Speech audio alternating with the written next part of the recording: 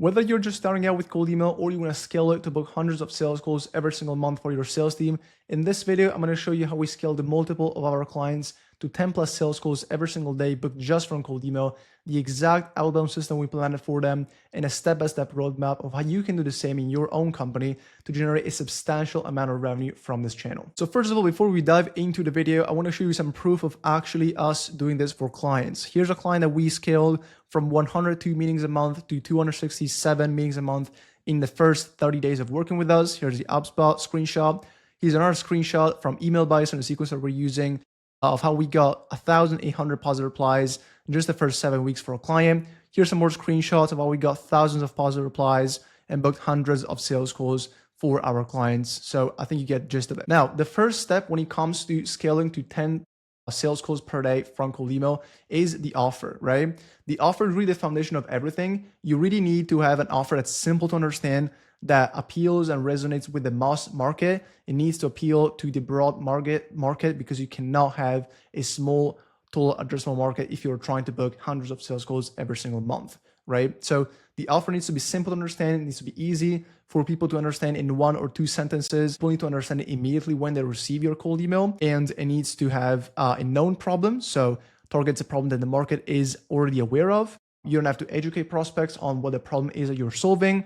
The market is already aware of the problem that you are solving with this offer. If you don't have an offer that's, that fits these criteria, you have a more complex offer that's a little bit hard to understand, a little more complicated for people to understand, or a little more detailed as well, you might want to consider creating an outbound specific offer that fits these criteria, right? So build an offer, an introductory offer that's specific, it's simple to understand for people, that can be understood and explained in 1 or 2 sentences max, right? And specifically tailored for cold outbound because it's going to work so much better. All right, the second step is total addressable market. So understanding your TAM is crucial, right? Because if you are trying to book hundreds of sales calls every single month, you will probably need to send hundreds of thousands of cold emails every month to be able to do that, right? So really want to start from your TAM, and you want to make sure your TAM is large enough for you to be able to get to your goals in terms of number of sales calls that you want to book from this channel, right? As an example, let's say that you have 150,000 prospects in your total addressable market that you can actually reach. So 150,000 valid emails that you can actually reach and contact from your email campaigns, right? Generally, we don't recommend recycling leads more frequently than 2 to 3 months. So as you can see right here, we generally recommend recycling leads every 3 months. That's what we do for our clients when we want to maximize the volume and maximize the results that our clients get. So what that means is if you have a list of 100,000 or 150,000 people in this case, you want to reach out to that list over a span of 3 months. And then after 3 months, you basically recycle the same leads. So what you do is, again, you reach out to the same leads, you change your angles, you change your scripts, you might change your offer a little bit, your positioning a little bit, depending on what you sent previously, to make sure you don't saturate your audience too much and make sure you don't get diminishing returns every time you recycle your list, right? So in this example, if we want to send to 150,000 prospects, and that's our TAM, and we want to recycle leads every 3 months, what that means is we can send to 50,000 net new prospects every single month, and then after 3 months, we'll just simply recycle the same list, right? If you have a 2-step sequence, which is generally what we recommend on a standard email sequence, especially if you're trying to scale volume, you also might want to consider that 1-step sequence, but generally what we see is pretty good conversion rates and results with a 2-step sequence. That means that if you send to 50,000 net new contacts per month, you will need 100,000 emails a month in sending power because it's 50,000 net new prospects times 2 steps in a sequence. So it's 1 cold email and then 1 follow-up, right? So that's how you can decide and determine your volume based on your TAM. If you have a small TAM, like in the thousands of people and not tens of thousands, it's going to be very tough for you to scale a cold outreach to a significant level where you can book a significant amount of sales calls per week from it. And I would recommend expanding your TAM to other audiences, other targets. Generally, you'll be able to sell your service to some other people in some other target markets if your TAM is that small. But generally, what you want to do is you want to make sure you have a TAM, and I would say at the very least 30 to 50,000 people in your total addressable market. The third step is the funnel math, right? So before you scale any outreach, I highly recommend you to run funnel math and understand, based on your goals and based on your total addressable market, how many emails you need to send on a daily, weekly, or monthly basis, so your volume, to be able to reach your goals. So as an example, let's say you want to book 10 sales calls per day, right?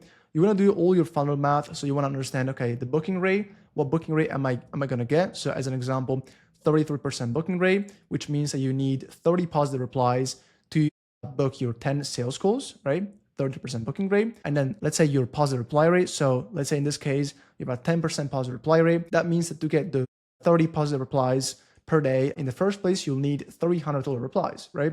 Because it's 300 total replies times the positive reply rate, which is 10%, which is going to get you the positive replies, the number of positive replies that you're going to get out of those replies, right? Now, from there, you're going to need to understand, okay, how many emails or how many prospects do I need to reach to get those 300 total replies in the first place? And if you consider a 1% reply rate, that's going to be 30,000 net new prospects per day or per whatever time period you want to be able to get those 300 total replies in the first place. And then again, if you run a two-step sequence, you're going to need to multiply that by 2. So 30,000 new prospects per day.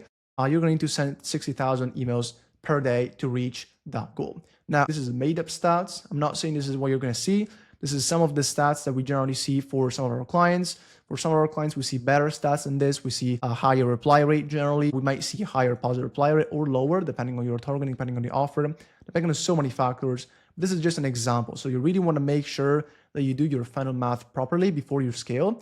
And it really needs to be, you really need to consider your addressable market. So as an example, if you come to the conclusion that you need to send 60,000 emails a day, as an example in this case, to be able to reach your 10 book calls per day or whatever your goal is, and you have a addressable market of 100,000 people, well, it's definitely not going to be feasible for you to do that because you're going to burn your entire list multiple times per week, and it's just not going to be feasible. It's just not going to work out. So you need to consider your addressable market as well when you are calculating your funnel math and how many emails you need to send to reach your goal. So that needs to be considered as well. Step number 4 is making sure you have good infrastructure that works at scale at a high deliverability rate, and you have buffer infrastructure. So a couple of points on this. You'll need thousands of sending inboxes, most likely, to be able to send hundreds of thousands of emails per month and book that amount of sales calls.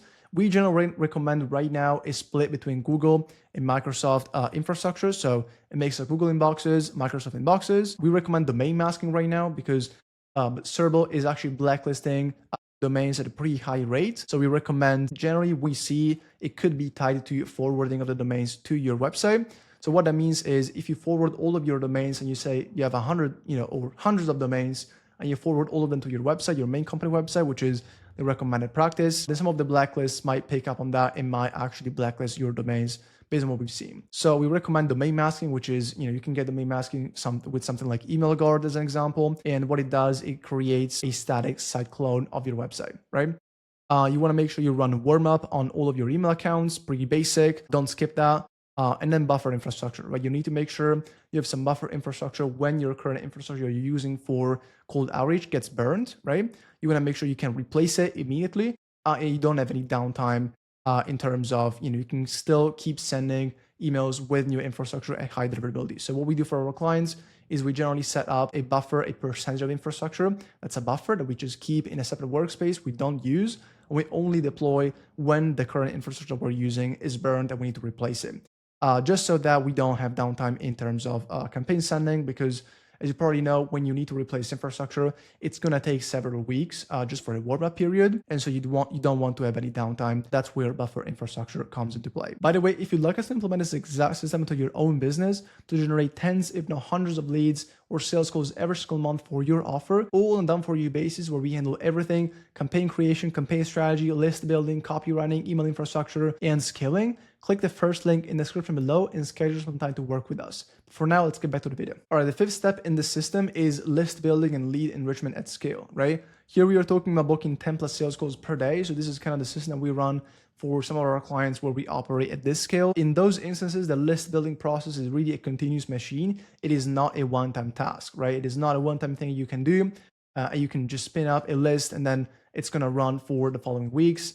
Generally, it's not what happens in those instances because you'll need to send hundreds of thousands of emails every single month. And so as a result, you'll need to constantly build new lists pretty much every single day or every other day, right? So a few key principles when it comes to list building at this scale: you want to keep your qualification intentionally light. So you want to keep your targeting pretty broad. You do not want to over disqualify or over qualify your leads, because otherwise, if you do that, if you over filter and you over qualify your leads, you're going to find yourself with very small lists at the end of the day. And you're not going to be able to reach your volume targets, and therefore you're not going to be able to reach your sales goals booked target, right? So with that being said, you want to use something like a data orchestration tool. There's several different tools that you can use to build lists at scale. What we do recommend right now is called AI Arc, which is one of our best tools that we're using for list building, and then a data orchestration tool such as Clay or Bitscale, where you can run enrichment, you can run email waterfalls, and all of that stuff, right? You want to use, at this scale, your list building costs are going to be in the few thousands per month in terms of, a few $1,000s a month in terms of list building costs. If you are sending hundreds of thousands of emails per month, if not millions of emails per month. So what you want to make sure is that you want to make sure you have specific systems that allow you to minimize your costs for your lead enrichment, your waterfalls. So you want to pick specific tools. You want to run AI filtering, AI qualification, AI personalization at the company level, not at the prospect level. There might be multiple contacts at the same company as an example. So if you do AI personalization based on a company, it makes sense to do it at the company level in a company table or company list instead of at the prospect or contact level, because otherwise you're basically running the duplicate personalization every single time on multiple contacts that work in the same company. So I hope that makes sense. You also want to use an email waterfall enrichment, a waterfall process with the tools you prefer. We've got some cost-effective tools that we're using. And for most of our clients, what we do is we implement a RevOps database. We have a RevOps internal database with multiple millions of contacts already enriched with emails and phone numbers that we can use to essentially minimize the list building costs that our clients have to essentially pay to build the lists at scale, right? So that's something that we implement for clients. If you are sending a very high amount of emails on a monthly basis, like in the hundreds of thousands, it is recommended to have an internal database tool such as RevOps that you can use to essentially back up your data and keep your leads that are already enriched, and then use for further enrichment that you might need to do on the same contacts, in a future scenario. When it comes to email copy and AI personalization, you want to make sure you follow some of these best practices that we implement for our clients, sending hundreds of thousands of emails per month and booking 10+ sales calls per day. So generally what we see is a low reading rate level copy is what performs best. You want to make sure your scripts are short, easy to understand, very simple, straight to the point. And again, this goes back to the offer. Also, the offer needs to be simple to understand and appeal to the broad mass market. So the copy is very similar. It represents the offer, it communicates the offer. So at the same time, it needs to be very easy to understand and very short, right? No AI sounding language. You want to avoid buzzwords and corporate phrasing that comes from LLMs writing your copy. If you're using AI to write a copy, totally fine. It can actually help a lot when it comes to creating multiple variations of your email scripts, but just make sure it sounds human. You want to make sure it doesn't sound AI pretty much, right? Because if it does, to me, it's very obvious. And so I think it deters people from even responding to your outreach if it sounds AI. Sometimes what we do is we sprinkle in some grammatical mistakes in the email script, so it kind of seems more human written. You want to use only one idea per email. If you use multiple ideas, if you try to say everything at once, it's going to be confusing to your prospects. And if there's confusion, it's going to add the friction. And if there's more friction, you're going to see fewer people actually respond, lower conversion rates, and worse results. So one idea per email, very clear, very easy to understand. And then one low friction CTA. Actually, we tend to use low friction CTAs, like soft CTAs, generally asking if the prospect wants to receive more information. But sometimes some of the best results that we see for some of our clients actually come from using hard CTAs, which are technically higher friction. But the thing is, with hard CTAs, you're asking for a call straight away. You're asking for a demo straight away. You're asking to book a meeting straight away. That generally shortens the path that you have to booking that sales call on your team's calendar, right? If instead you're asking for a low friction CTA, something like, do you want me to send more info on this offer? Well, then yes, you will probably receive more positive replies and more replies in general, but then you have an additional step and you're probably going to see fewer or lower conversion rates when it comes to positive replies, turning positive replies into actual booked sales goals, right? So you might want to test the funnel here. You might want to test both approaches. Sometimes for some of our clients, we see that, more info CTAs, soft CTAs with low friction tend to work better. In some other instances, just asking for a demo or a call straight away is the best option. So again, you might want to test this for yourself and for your specific offer. You want to use multiple short variants to avoid copy fingerprinting. So this is very important to understand because copy fingerprinting essentially what it does, and it applies especially in this instance where you're trying to book, hundreds of sales calls every month. And as a result, you need to book or you need to send a very high amount of volume of cold emails to be able to get to that goal, right? Now, this applies there because copy fingerprinting, what it does is it's basically email service providers like Microsoft and Google flagging your copy when they see you're sending the same copy in the same scripts over and over again, right? So what happens in those instances is they flag your copy, and then every time that you send it, again, they're gonna flag it, they're gonna put it in spam, and as a result, you're gonna see lower conversion rates, lower reply rates. Generally, that's how you see it's a copy fingerprinting issue, and lower deliverability, right? It does not necessarily need to be your infrastructure or an infrastructure problem when you see lower reply rates and lower deliverability. It might be copy. It might just be that your copy is fingerprinted, and therefore the ESPs, Google and Microsoft, are sending it directly to the spam folder. So to avoid that, you want to make sure you use multiple different variants that obviously have the same offer, same positioning, so you don't completely change your offer, you don't completely change your messaging, but have different angles, different scripts, use different words, different sentences, even different signatures if you can. Use spin text as much as possible. Spin text is basically spinning multiple variations of words, such as hi, hello, hey, first name, as an example. But really beyond spin text, you want to make sure you have several variations of scripts. They are completely different. And as a result, you're going to prevent copy fingerprinting, or at least reduce the chances of you getting copy fingerprinted, right? AI personalization, when it comes to that, can actually help a lot. And we're going to talk about that in a minute, right?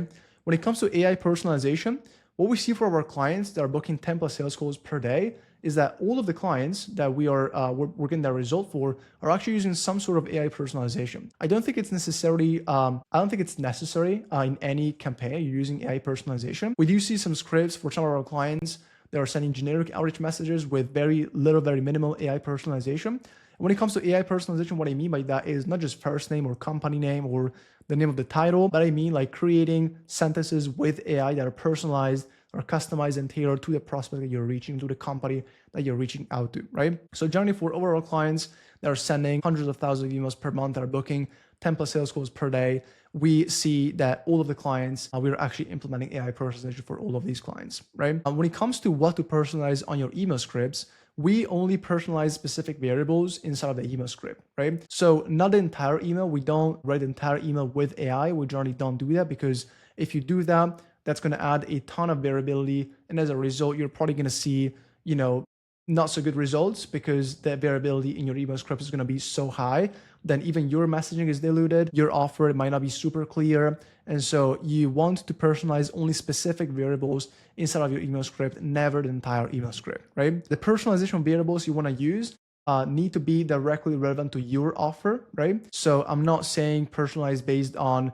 hey, so you went to XYZ college or something like that. That's not relevant. And you're really just doing personalization for the sake of doing personalization. In that case, that will not work. You want to make sure the personalization variables that you're using are directly relevant to your offer, what you sell, your service, and the clients, the prospect company, right? As an example, we are running outreach for a marketing agency that's selling basically SEO services and other marketing services like website design to law firms, right, in the United States. What we do in terms of personalization is essentially we don't say, hey, we can get you 5 to 7 more cases per month for your law firm. We say we can get you 5 to 7 more immigration or divorce, depending on what a law firm does, cases per month for your law practice, right? So what it does is it's a very simple variable that we personalize based on the description of the company as well as the website of the company. And what we did to be able to do that and create that personalization variable is we use an AI agent to go to the company website, to the prospect's company website, and then determine what they do, what type of cases they typically work with. And then that agent creates the personalization variable and that we're going to use in our email scripts.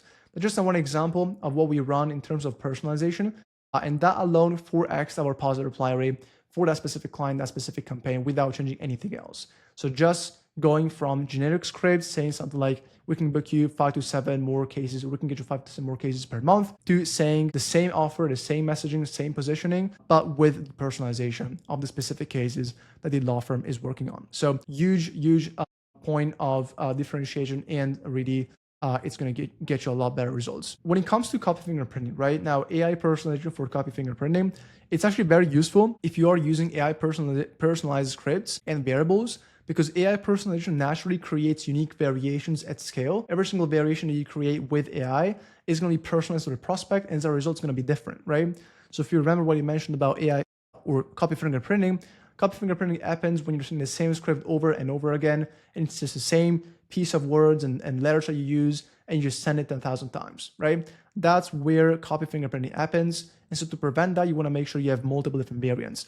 Now, AI personalization actually creates variants, multiple unique variants naturally, and so it naturally helps you prevent copy fingerprinting at scale, which is awesome. In terms of where to run personalization, very simple. You can use something like Clay, Bitscale, or any data orchestration tool, and you want to use your own OpenAI key, Claude key, Anthropic to generate the personalization variables. Very simple, but that's just kind of how it works. Now, when you are trying to book 10 plus sales calls per day, and therefore you're going to get tens of positive replies every single day, inbox management and reply handling is one of the biggest levers that you could pull to book as many of those positive replies into actual sales calls, right? So there's a few things that we do and a few best practices that we run for our clients and that we see some of our clients run that are the most successful.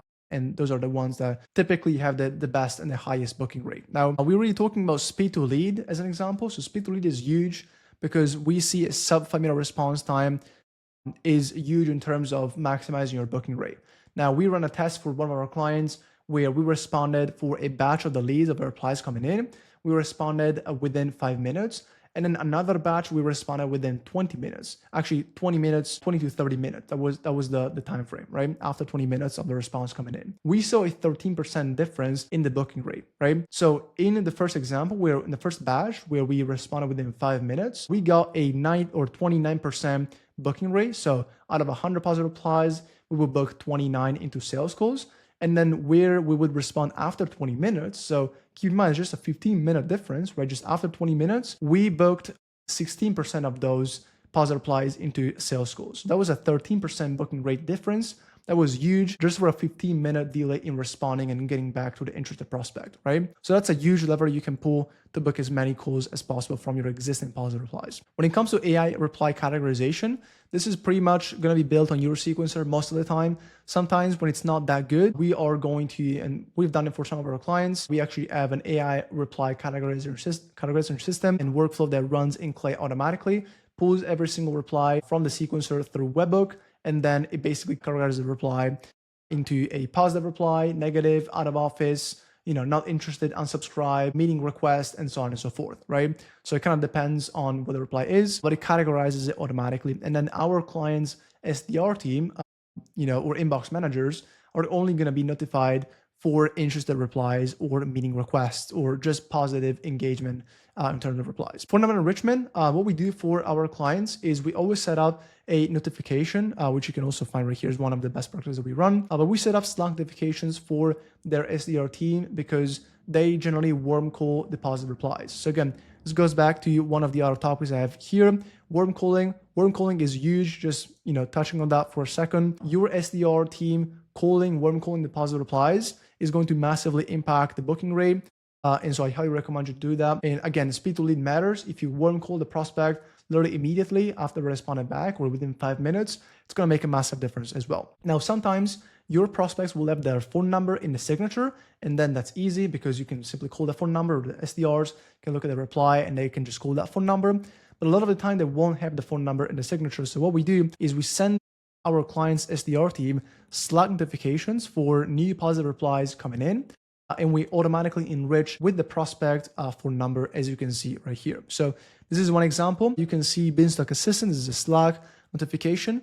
New interested reply. This is what our client's SDR team receives. You can see it's obviously blurred, but it's going to be the name of the prospect replied positively. The reply, hey, I'm interested in hearing more. Here's my calendar. Some details about the company, some details about the lead, the title, for example, the company, domain.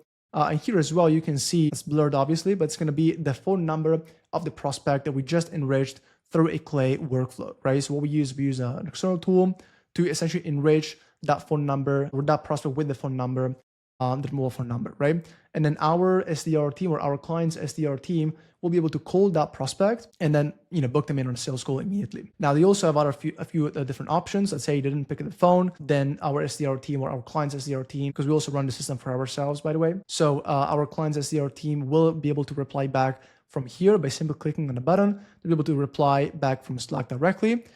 Or they have a possibility to basically viewing their HubSpot profile. So for this client specifically, this example, we actually integrated all of our infrastructure, all of our campaigns, and everything with their HubSpot, their CRM. So our client's SDR team is able to just click on this button and then get redirected to their HubSpot profile, where they're able to see all the lead details, the company details, all of that stuff. So every time that we receive a positive reply, it gets automatically synced and added to their HubSpot. Also, they can see the LinkedIn, the company, or the prospect's LinkedIn profile, as you can see right here with this button as well. So when it comes to the other best practices, we talked about warm calling, Slack notifications, and phone number enrichment. AI assisted drafting is something that we've done for some of our clients. They're booking 10 plus sales calls per day, and it's made a huge difference when their inbox managers or their SDRs are a little slower when it comes to drafting the manual reply to the prospect. And this helps a lot when it comes to like speed to lead and basically replying back as quickly as possible to your prospects, right? What we do is we set up a workflow in Clay with several different prompts that analyze the prospect's reply, pull out the objections, the questions from the prospect, and then draft a reply based on our client's offer, our client's, assets, case studies, and everything, and positioning, and then draft the reply automatically that then our SDR team or our client's SDR team can simply approve through a Slack notification. They get a Slack notification every time that we receive a new positive reply, and every time that the Clay workflow for AI assisted drafting creates a draft of a response. They can just approve the response, and then the automation is going to automatically send it through a sequencer. So our client's SDR team doesn't have to log in any sequencers or any master inboxes or anything like that. And it's just a very, very fast way to respond to leads, and it's dramatically helped with the booking rate as well. Full CRM integration, pretty much mandatory at this point. If you're sending hundreds of thousands of emails per month and you're booking so many sales calls, you want to make sure that there's no manual data entry. Now, here's a quick recap of everything that we've discussed and how we're booking 10 plus sales calls per day for some of our clients. So we've got different layers to the system. There's layer one, which is the offer. It needs to be a simple offer, easy to understand, appeal to mass market, and it needs to be a known problem. The total addressable market needs to be large enough for you to be able to send a very high volume of outreach. Layer number three, funnel math. Make sure you run funnel math before you scale anything, because otherwise you might have problems. Layer four, infrastructure. Make sure your infrastructure is able to send that amount of volume that you'll need based on your funnel math, based on whatever you calculated with your funnel math is warmed, so don't skip warm up, and make sure you have buffer infrastructure. Layer five, list building. You're gonna need a pretty cost-effective list building process that runs and is able to run at scale. And at this point, this is a continuous machine. Remember, it's not a one-time thing that you can do. It's more of a continuous process that you need to run. Layer number six, it's copy and AI personalization. Low grade level in terms of reading level for your copy, multiple different variants. Use AI personalization just for different or specific variables in your copy, never for the entire email. And avoid copy fingerprinting through those best practices that we talked about.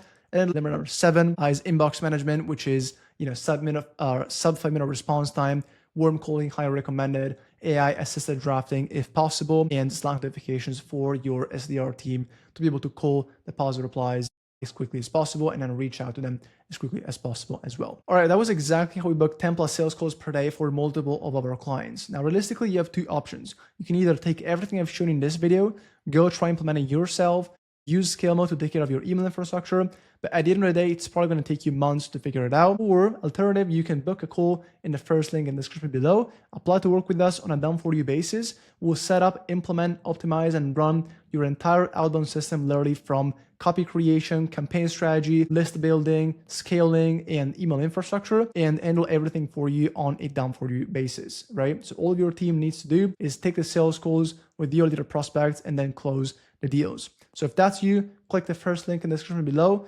schedule some time to speak with us, and we'll look forward to speaking with you. Otherwise, go watch this other video that I'll link somewhere in here, where we talk about how we are handling deliverability at scale when sending 20 million cold emails a month. I'll see you on the next one.